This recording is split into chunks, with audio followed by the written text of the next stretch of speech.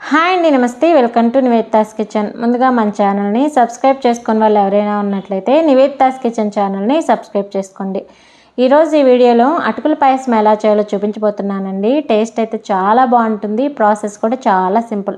మరి ఎలా చేయాలో చూసేద్దామా? ముందుగా దానికోసం స్టవ్ ఆన్ చేసి స్టవ్ మీద ఒక గిన్నెను పెట్టేసుకొని గిన్నెలోకి ఒక 1/2 లీటర్ వరకు పాలను తీసుకోవాలి.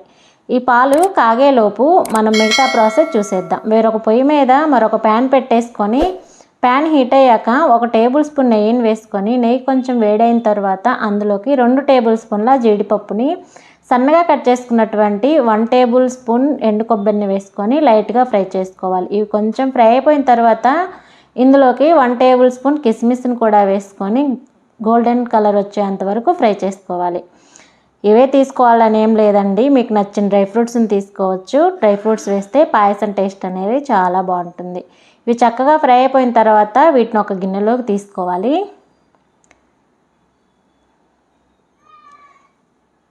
వీటన్నిటిని గిన్నెలోకి తీసుకున్న తర్వాత వీటిని పక్కన పెట్టేసుకొని ఇప్పుడు అదే ప్యాన్లోకి 1 కప్పు వరకు అటుకులను తీసుకొని అటుకులు కలర్ చేంజ్ అయ్యేంత వరకు ఫ్రై చేసుకోవాలి.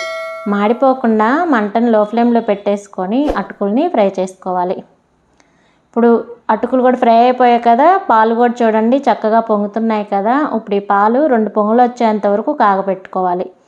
2 పొంగుల తర్వాత ఇందులోకి ఫ్రై చేసుకున్నాం కదా అటుకుల్ని వేసుకొని ఏ కప్పుతో అటుకులు తీసుకుంటున్నామో అదే కప్పుతోటి షుగర్ని తీసుకోవాలి. 1/2 కప్పు షుగర్ తీసుకుంటే సరిపోతుంది. 1 కప్పు అటుకులకి 1/2 కప్పు షుగర్ తీసుకుంటే స్వీట్ అనేది కరెక్ట్గా సరిపోతుంది. అటుకులు ఉడికేలోపు షుగర్ కూడా చక్కగా కరిగిపోతుంది. ఇప్పుడు అటుకులు ఉడికాయి కదా, ఇప్పుడు అటుకులు కూడా ఉడికిపోయిన తర్వాత 1/2 టీ స్పూన్ యాలకుల పొడి, మనం ఫ్రై చేసి పెట్టుకున్నటువంటి డ్రై ఫ్రూట్స్ని కూడా వేసుకొని అంతా ఒకసారి బాగా కలుపుకొని స్టవ్ ఆఫ్ చేసేసుకుంటే సరిపోతుంది. అటుకుల పాయసం అనేది రెడీ అయిపోయింది. ప్రసాదాలకైనా లేదంటే ఏదైనా స్వీట్ తినాలనిపించినప్పుడు క్విక్గా చేసేసుకోవచ్చు. పండుగలు కూడా వస్తూ ఉన్నాయి కదా, శ్రావణ మాసం, వినాయక చవితి ఇలా పండుగలు వస్తున్నాయి కదా, ఇలా ఒకసారి ట్రై చేయండి, సింపుల్గా అయిపోతుంది. మరి మీరు మీ ఇంట్లో ట్రై చేసి ఎలా వచ్చిందో కామెంట్ సెక్షన్లో తెలియచేయండి. ఈ వీడియో నచ్చినట్లయితే లైక్ చేయండి, మీ ఫ్రెండ్స్కి రిలేటివ్కి షేర్ చేయండి. నివేదితాస్ కిచెన్ ఛానల్ని సబ్స్క్రైబ్ చేసుకోండి.